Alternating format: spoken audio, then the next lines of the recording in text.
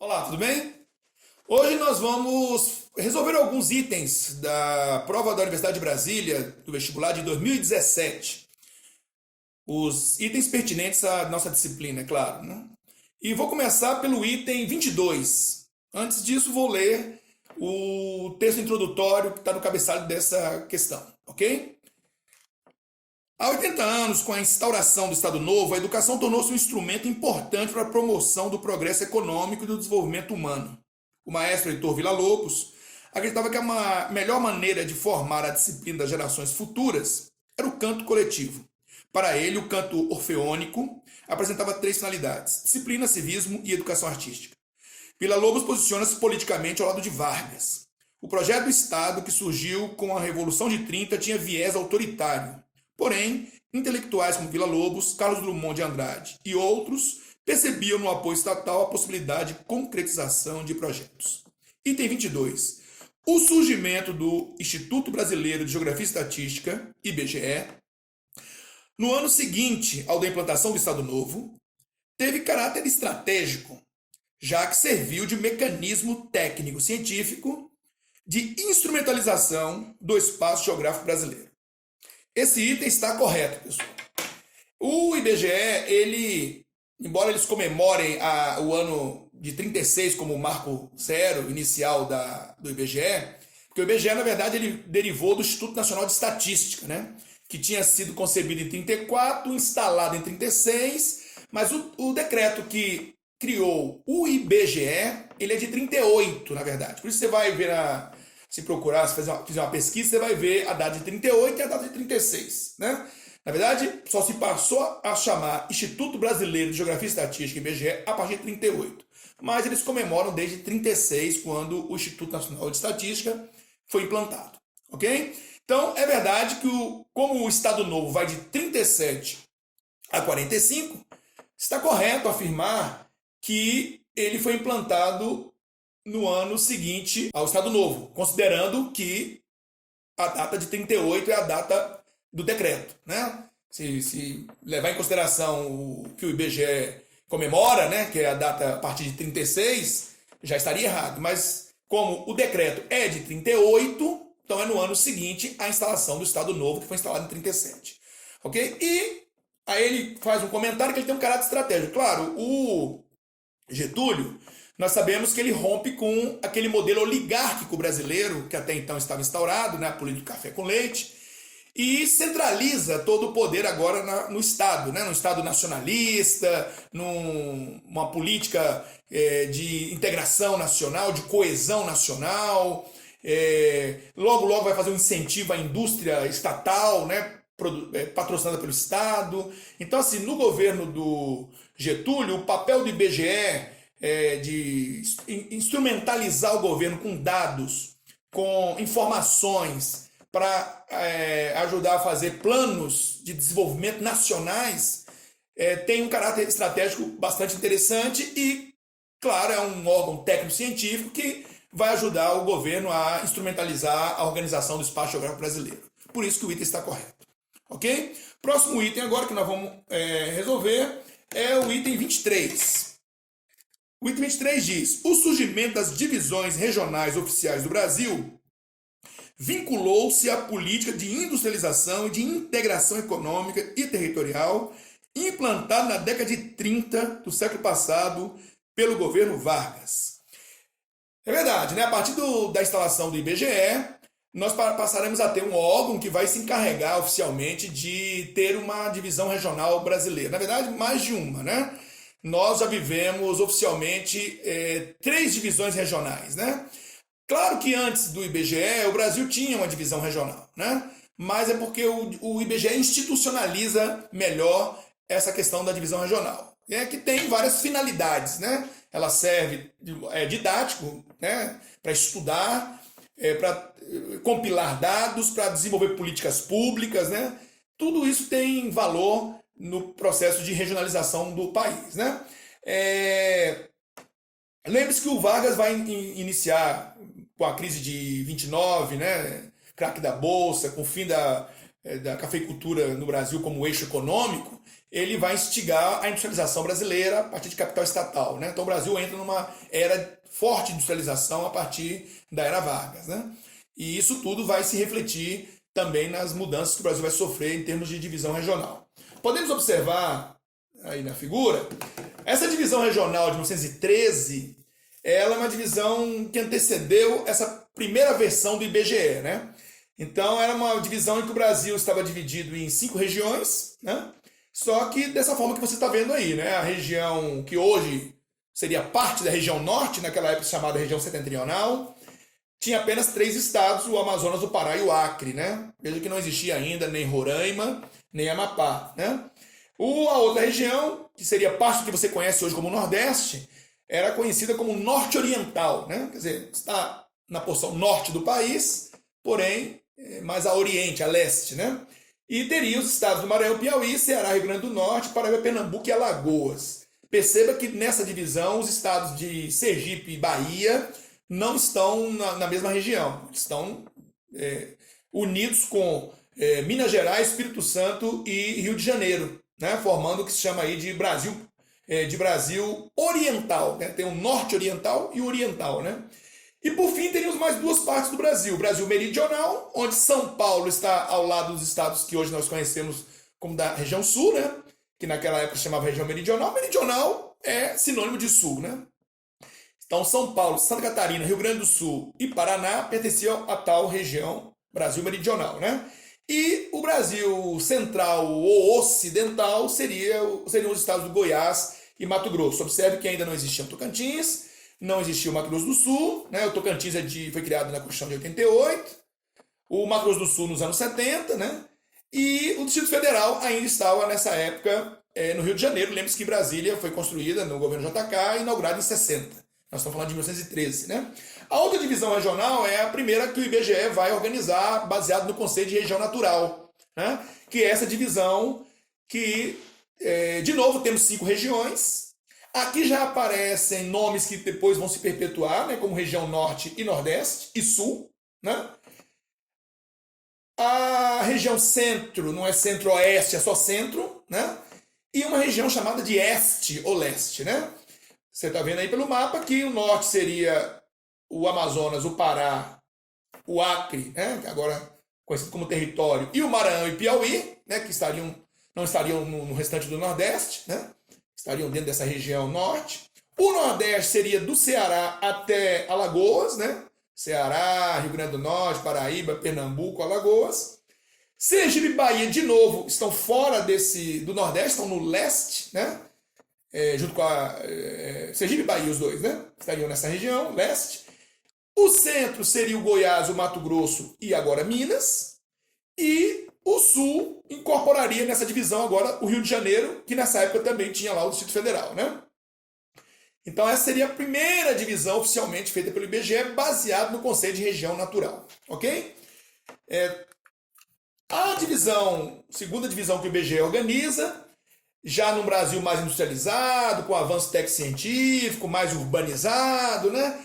Paulatinamente vai se abandonando o conceito exclusivo de região natural, né? E vai se adotando também uma perspectiva mais socioeconômica, né? Essa é a divisão da década de 70, que a grosso modo é parecida com a divisão que a gente adota hoje, né? Uma divisão em 5 regiões, norte, nordeste, centro-oeste, sul e sudeste. Lembrando que nessa época Rondônia, Roraima e Amapá eram territórios, né? Assim como Fernando de Noronha. Não existia ainda o Mato Grosso do Sul, ele vai surgir mais à frente nessa mesma década, 70. Brasília já havia sido inaugurada, então já havia o Distrito Federal dentro do Centro-Oeste, né? E basicamente o resto da região é que você já conhece mais ou menos hoje, né? Os estados nordestinos são basicamente os mesmos que você conhece hoje, os do Sudeste e do Sul, né? Então se assemelha um pouco a o que nós conhecemos hoje de divisão regional do Brasil oficial, a divisão do IBGE, ok? A próxima seria feita em 90, por conta da Constituição de 88, o Brasil sofreu mais uma remodelagem. Agora nós estamos com uma divisão ainda nas 5 macro-regiões do IBGE, essa divisão dura até hoje. O Rondônia, Roraima e Amapá foram convertidos à categoria de estado. Fernando de Noronha se tornou município de Pernambuco, né? Quer dizer, então acabaram os territórios federais, né? E o Tocantins foi criado pela divisão do estado de Goiás, antigo estado de Goiás, do centro-norte passou a ser o estado de Tocantins, na região norte, né? Então a região norte passou a ter esse estado que você está vendo aí de verde, né? Que é o Tocantins, o Pará, o Amazonas, o Acre, Rondônia, Roraima e Amapá. O Nordeste são os 9 estados: Maranhão, Piauí, Ceará, Rio Grande do Norte, Paraíba, Pernambuco, Alagoas, Sergipe e Bahia. Né? Rapidinho aí, né, galera? Para não gastar muito tempo aí, né? E o Centro-Oeste, 3 estados mais o DF: Mato Grosso, Mato Grosso do Sul, Goiás e DF. O Sudeste, 4 estados: Espírito Santo, Minas Gerais, São Paulo e Rio de Janeiro. E o Sul, Santa Catarina, Paraná e Rio Grande do Sul. Né? Então essas são as 5 macro-regiões. Essa divisão dura até hoje, certo?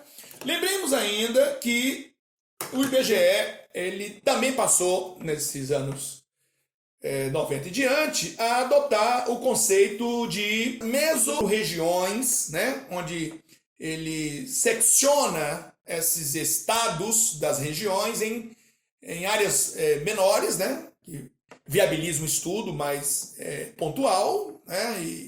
E se aproxima da realidade, de dinâmicas do âmbito social, produtivo, o arranjo produtivo das regiões, né? Da organização dos fluxos, né? É uma forma de ter um olhar mais focado nas questões mais municipais, né? Atualmente ele está usando esse conceito, está sendo substituído pelo de regiões geográficas imediatas, né? E seria uma atualização desse conceito, né? Um conjunto de municípios que estão dentro dessas áreas todas coloridas que você está vendo no mapa aí. Então, além das macro-regiões, o IBGE subdivide estados em agrupamentos de municípios chamados de regiões imediatas, né? Que é o que você está vendo nesse momento aqui na tela. Tranquilo? Então, aproveitando aí nesse item para a gente fazer um balanço sobre divisão regional do Brasil, né? Lembrando que essas duas últimas divisões que estão aí não são divisões oficiais, até agora nós estamos falando de divisões oficiais do IBGE, mas são divisões que você precisa conhecer, né? Essa do Pedro Pinchas, que é o Complexos Regionais, né? A divisão socioeconômica do Brasil em apenas 3 regiões, né? Amazônia, Nordeste e Centro-Sul. Veja que nessa divisão não há uma rigidez da divisão entre as regiões pelas fronteiras dos estados, né? Veja que essa divisão não respeita exatamente a fronteira dos estados, né? Porque ela leva em consideração fenômenos socioeconômicos, produtivos, que não se limitam às linhas divisórias entre os estados, ultrapassam essas linhas, né? Não respeitam essa linha. E aí nós teríamos estados como o Maranhão, por exemplo, dividido, parte dele na Amazônia, parte dele no Nordeste. O norte de Minas, o Vale do Jequitinhonha, que é uma região semiárida, né? Característica de sertão, sertaneja, né? Está no Nordeste, né? E o Centro-Sul englobaria todo o Sul, quase todo o Sudeste, né? Só aquele norte de Minas e do Espírito Santo que não. E parte do Centro-Oeste, né? O Mato Grosso do Sul integralmente, o Goiás e o DF integralmente. Mas o Mato Grosso, parte dele já estaria na Amazônia, né? Assim como parte do Tocantins, que é da região norte, estaria no Centro-Sul, né? Então, essa é uma divisão interessante. E do lado, os 4 Brasis do Milton Santos, nosso grande autor, geógrafo, né? Milton Santos, que propôs 4 Brasis, né? Ele utiliza as divisões dos estados como limite das regiões, porém, ele divide o Brasil apenas em 4 regiões, né? A região norte, que é o norte clássico menos o Tocantins, né? Que ele colocou dentro do Centro-Oeste. O Nordeste é o Nordeste clássico, com os 9 estados, do Maranhão até a Bahia. E Sudeste e Sul ele chama de região concentrada, em função da concentração técnico, científica e informacional nessa região, da indústria, do alto nível de urbanização, concentração populacional, né? Do alto nível de investimentos e valor agregado à produção nessa região, e ele considera isso que o Brasil, ele ainda usa muito aquela expressão, né? A desconcentração no concentrado, quer dizer, a população brasileira se desconcentra dos grandes centros metropolitanos, mas ainda se mantém orbitando em torno desses centros ainda, nessas regiões, principalmente Sudeste e Sul, por isso que ele chama de região concentrada. Ok? Com isso a gente encerra, nos delongamos um pouco nesse item, apenas para falar um pouco sobre a divisão regional brasileira ao longo da história. Tranquilo? Vamos para o próximo item, que é agora na questão... O item vai ser agora o 34, nós temos aí uma tirinha para avaliar, né? Vamos lê-la, né? Bom dia, menina. O chefe da família está? Nesta família não há chefes, nós somos uma cooperativa. E bate a porta, né? Ele pensa, afinal, naquele curso de vendas não ensinavam todas as respostas, né? Então a Mafalda tá aí, mais uma tirinha, porque essa menina é muito sapeca, né? Muito inteligente. Item 34, que é o que nós vamos analisar agora. A charge retrata o Brasil atual em que as mulheres são vistas em pé de igualdade com os homens, sobretudo que diz respeito à família e ao mercado de trabalho. Bom, pessoal, a charge não deixa claro que há um pé de igualdade, né, entre homens e mulheres, né? Ela fala nesta família, a gente não sabe exatamente como essa família é composta, né? Mas ela subentende-se, né, como não se tem um chefe, né, porque esse é um modelo patriarcal, né, falar em chefe de família, é um modelo machista, patriarcal, que aos poucos nós vamos ver que está ficando no passado, porque cada vez mais famílias são sustentadas por mulheres, né? Muitas vezes são sustentadas por mães solos, né? Como hoje são chamadas, né? Quer dizer, a mãe não há um companheiro ou uma companheira dentro dessa casa, ela sozinha está sustentando os seus filhos, né? Então a charge ela não deixa muito explícito, embora fale de cooperativismo, não deixa muito explícito se a relação de igualdade está presente aqui. Porém, mesmo que a charge não deixe claro isso, nós sabemos e os dados mostram que há uma grande desigualdade ainda entre homens e mulheres na nossa sociedade, no mundo inteiro e na sociedade em particular, né? O Brasil é um país de desigualdades, né? É um dos países mais desiguais do mundo na distribuição de renda, no patrimônio, né? Tem desigualdades regionais muito graves, desigualdades por classes de renda, desigualdade de acesso a serviços e bens, né?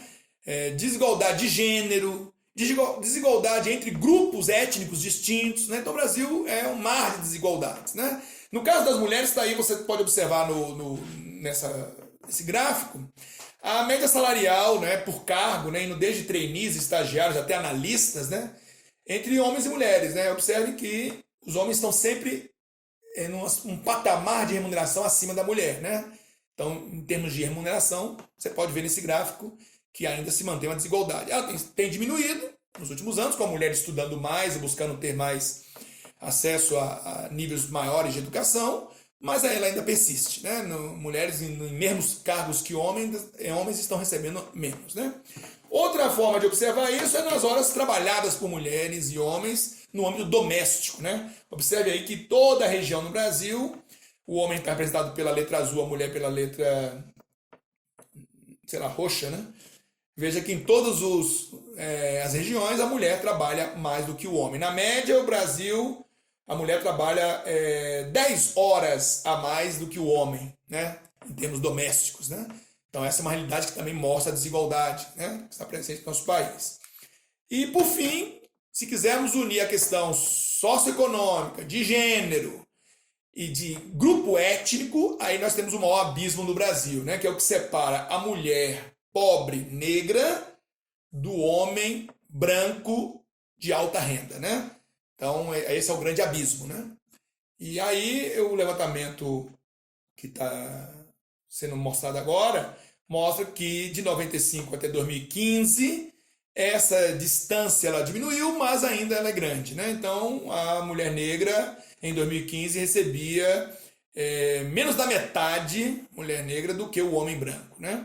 E mesmo tendo diminuído a distância, ela ainda é grande, né? E se mantém ainda a hierarquia de homem branco ganhando mais, depois mulheres brancas, depois homens negros e, por último, mulheres negras, ok? Então, o nosso país ainda é um país muito desigual. Vamos para o próximo item. Agora, o item que nós vamos resolver é o item 55. Tem um texto aí, um desenho que reporta ao Oriente Médio, um desenho animado, irônico, satírico, inteligente, feito pela cartunista norte-americana Nina Paley, mostra o conflito histórico pelo domínio da região conhecida como Terra Santa. O desenho intitulado This Land is Mine ilustra a matança dos povos habitantes daquela região. This Land is Mine é uma paródia de The Exodus Song. Esta música era uma espécie de trilha sonora do sionismo norte-americano nas décadas de 60 e 70 do século passado para expressar o direito judaico sobre Israel. Ao colocar a música para todos os que estão em guerra cantarem, também se está criticando a canção original. Respeitando a cronologia das guerras, o desenho animado representa todas elas em torno da Terra Santa, nome bíblico que compreende o território de Israel, da Cisjordânia e de parte da Jordânia, que teria sido prometido ao povo judeu no Antigo Testamento. Item 57. O texto menciona áreas situadas na região modernamente conhecida como Oriente Médio. Além de estratégica para a economia e a geopolítica do mundo contemporâneo, essa região é o berço histórico das três grandes religiões monoteístas, judaísmo, cristianismo e islamismo. Por adotar uma doutrina universalista desde a sua criação até os dias atuais, o Islã não se envolveu com questões de ordem política. Bom, pessoal, esse final já deixa claro que esse item está errado, né? Claro que o Islã, e não só o Islã, outras religiões também, findam mesclando-se com política, porque o homem é um ser político, né? Não tem como ele se desconectar, né? E o homem é que professa as religiões, né? E, de alguma forma, existem relações de poder que envolvem religião, homens, né, e tudo mais. Claro que em muitos países se procura estados laicos, quer dizer, estados que hajam dissociados de crenças, mas nem sempre isso é possível, né? Há muita influência. E há casos de estados, como no Irã, teocráticos, né, onde a figura de máxima autoridade política é também a de máxima autoridade religiosa, o Vaticano, né? Então, não dá para dizer, né? Eu aproveito para mostrar a religião muçulmana é a que mais se expande no mundo, né? Você vê pelo gráfico que a taxa de expansão da religião muçulmana é o dobro da taxa de expansão da população no mundo, né? Então, cada vez mais ela será influente. Na Europa, esse mapa mostra, né, o tamanho do percentual que a população muçulmana tem em cada país, né? Com destaque para a França, Alemanha, né? Reino Unido, Itália, né? São alguns países que têm uma presença mais marcante, né? É sabido também que os muçulmanos, os casais muçulmanos estão contribuindo com uma taxa de natalidade maior, né? Lá na Europa, inclusive ajudando a frear o declínio populacional europeu, né? Eles também são vistos também muitas vezes como uma reserva de mão de obra importante, porque o continente está envelhecendo, porém as questões relacionadas a choques culturais, né? Preconceitos, não assimilação, né? Eventualmente violência envolvendo muçulmanos, né? Associada às vezes ao terrorismo, que muitas vezes gera dificuldade de convivência entre eles, né? Mas é uma tendência. E você vê também no Oriente Médio como política e o Islã se misturam, né? O Hezbollah, que é um grupo xiita, participando do governo no Líbano, o Hamas governando, que é um grupo sunita islâmico, governando Gaza, né? Então, assim, a Irmandade Muçulmana tem sua força política no Egito, então não dá para desprezar essa relação, ok? Tranquilo? Então, o item estaria errado. Vamos para o próximo, o item 58, né? O item diz: a imigração de milhares de famílias de origem judaica para a Palestina ocorreu principalmente após o fim da Primeira Guerra Mundial, quando a Liga das Nações submeteu a Palestina à administração norte-americana. O item está errado de cara pelo final, né? Porque a Palestina, a região da Palestina, assim chamada antes da criação do Estado de Israel, tudo aquilo se chamava Palestina, ela se tornou um mandato britânico após a Primeira Guerra Mundial, não norte-americano, né? Então tá errado. Inclusive você está vendo aí a capa do documento, né, original lá, que definiu esse mandato britânico, né? A Liga das Nações foi a organização que antecedeu a ONU foi criada só em 45, né? A Primeira Guerra terminou em 1918, né? E você vê também que o fluxo maior de judeus para aquela região se deu após a Segunda Guerra, com a criação do Estado de Israel. Você pode observar isso pelo gráfico, né? Como houve uma guinada ascendente, né? Mais intensa no pós-Segunda Guerra, né? Quando foi criado o Estado de Israel, por uma resolução da ONU em 47, ok? Então o item está errado. Vamos agora para o item 59. O item 59, ele, na verdade, ele exige uma resposta por escrito, né? Mas eu vou comentar. Israel, país judeu conhecido como Estado pela Organização das Nações Unidas em 48, a resolução de 47, a fundação em 48. É uma república parlamentar estabelecida no Oriente Médio. Por isso que você tem a figura do primeiro-ministro, né? Eles têm um parlamentarismo, só que eles têm também um presidente. Capital do país, a cidade de Jerusalém, é disputada por palestinos e judeus. Lembrando que para a ONU, Jerusalém deve ser uma cidade de status neutro. Né? Quem seria a capital de Jerusalém para a ONU, e muitos que acompanham a orientação da ONU, é Tel Aviv. Né? Por isso deu aquele problema do Trump transferir a embaixada americana para Jerusalém, né? E criou uma desavença lá com os palestinos, tudo mais, árabes em geral, né? Outra coisa, ele diz aqui, o motivo, discorra sobre o motivo pelo qual essa cidade é considerada 3 vezes sagrada. É porque em Jerusalém você tem símbolos das 3 crenças, né? Você tem símbolos sagrados das 3 crenças, né? Você teria o Muro das Lamentações, né? Por exemplo, que é o que restou do Império de Salomão para os judeus, né? Que é esse que está na foto aí. Essa história em quadrinhos, se você tiver paciência para ler alguma coisa aí, você vai ver que o garoto está fazendo um tour, né? E está passando por esses locais, né? A Igreja da Natividade, né? Que é um local sagrado para os cristãos, né? E aquela mesquita lá atrás, né? Lá atrás, tá vendo?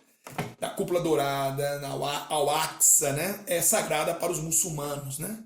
Então aí você tem, segundo as crenças, Maomé subiu aos céus por ali. Então aí você tem símbolos muito sagrados dessas 3 crenças, por isso que há uma questão de disputa por essa região e que gera muita tensão entre os povos ali, né? Ok?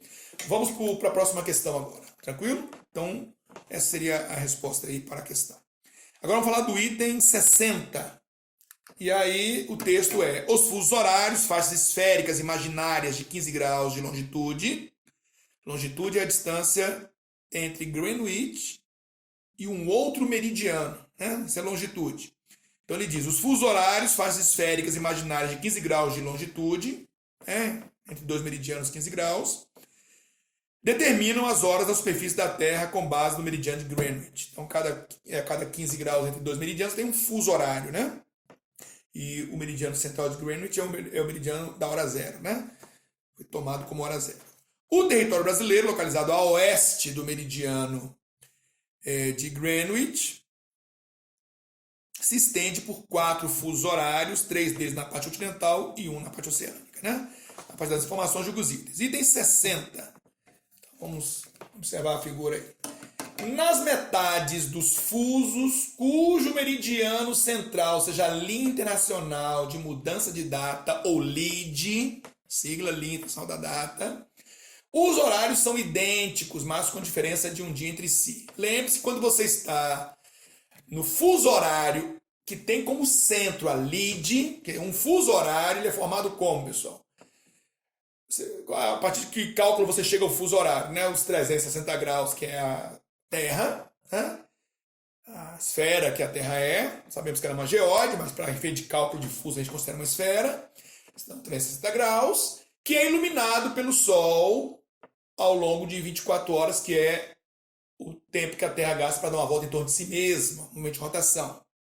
Então, em 24 horas, toda a Terra é iluminada pelo Sol, certo? E com isso você pega os 360 graus, divide pelas 24 horas, que a Terra gasta para dar uma volta em torno de si mesma, e isso vai resultar nos 15 graus. Quer dizer, cada uma hora a Terra gira 15 graus, ou 1.666 km por hora, que é a velocidade média da Terra, ok? E aí concebeu-se um sistema, numa convenção, no final do século XIX, em Washington, Estados Unidos, uma convenção sobre o sistema de fusos horários que passou a ser universal, né? Onde você tem 24 fusos, cada um 15 graus, totalizando 360 graus.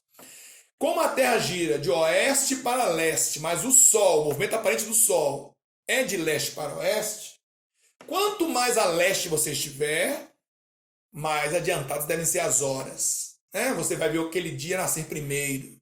Quanto mais a oeste você estiver, mais as horas deverão ser atrasadas, né? Então, para leste as horas aumentam, para oeste as horas diminuem. O centro é Greenwich, meridiano de Greenwich, no observatório de Greenwich, próximo a Londres. Foi tomado como referência, como meridiano zero. Ok? Então, o que separa duas cidades é o número de fusos, ou o número de graus. Se uma cidade está a leste da outra, tem hora adiantada. Se está a oeste, tem hora atrasada.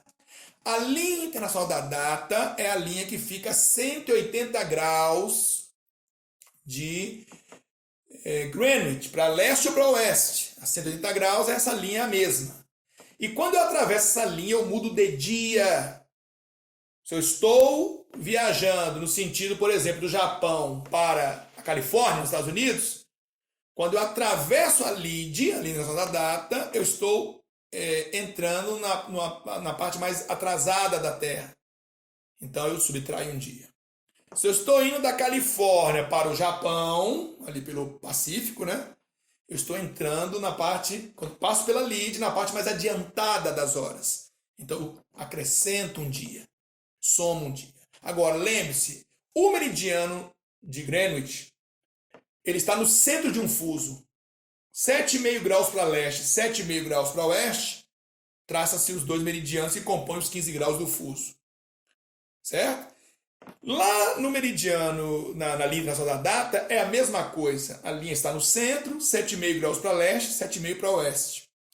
Certo? Então o fuso tem 15 graus. Então, quando eu atravesso a linha da data, eu estou dentro do mesmo fuso ainda. Então a hora é a mesma, só muda o dia.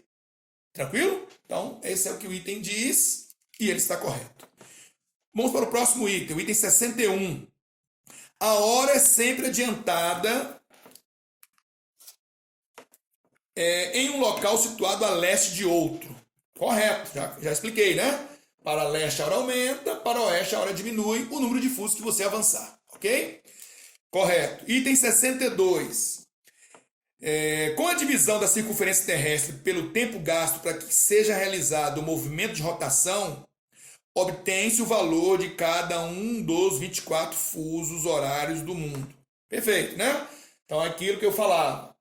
Você tem a Terra com 360 graus, girando de oeste para leste, e ela gasta 24 horas para dar uma volta em torno de si mesma. Quando eu divido 360 por 24, dá 15, né?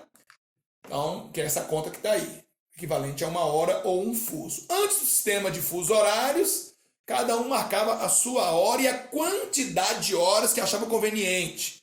Como está registrada essa curiosidade aí que você pode ler. A partir do momento que se definiu o sistema de fuso horário, se unificou o modelo de marcação de horas no mundo inteiro, né? Tranquilo?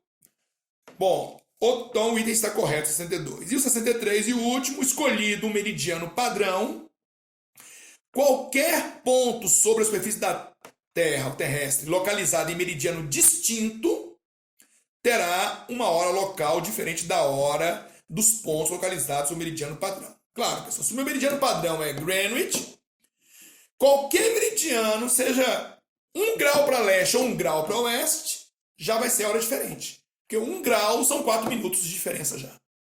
Então, uma vez traçado o meridiano padrão, qualquer meridiano a leste ou oeste que você marcar, definir, vai ter hora diferente do meridiano padrão. A partir de 1 grau você já tem 4 minutos de diferença, ok? Então, o item também está correto. Aí você vê nesse momento na tela, à esquerda aí, né? Essa casinha aí é o Observatório de Greenwich, essa linha que está no chão aí, metálica. Se você abrir a perna de um lado e do outro, você está nos dois hemisférios, no ocidental e no oriental, né? E do lado, ali entre a Rússia e o Alasca, nos Estados Unidos, você tem, passando a linha internacional da data, dividindo aí, né? Olha lá, 4 quilômetros que dividem essas duas ilhas, mas uma está no domingo, enquanto a outra já é segunda-feira, né? E no caso do Brasil, tá aí, o Brasil, ele tem 4 fusos, né? Ele tem um fuso que é o fuso oceânico e tem 3 fusos continentais. Todos os nossos fusos são a oeste de Greenwich, então todas as nossas horas são atrasadas em relação a Greenwich. Lembrando que nossa primeira hora, primeiro fuso horário brasileiro, já tem 2 horas de atraso em relação a Greenwich, né? Bom, pessoal, nós vamos encerrar por aqui a nossa resolução de hoje. Vamos voltar no próximo encontro para terminar essa prova de 2017 e avançar para outras provas, né? E estamos aproveitando na resolução dos itens para fazer algumas revisões importantes aí. Tranquilo? Um grande abraço, obrigado aí mais uma vez pela atenção.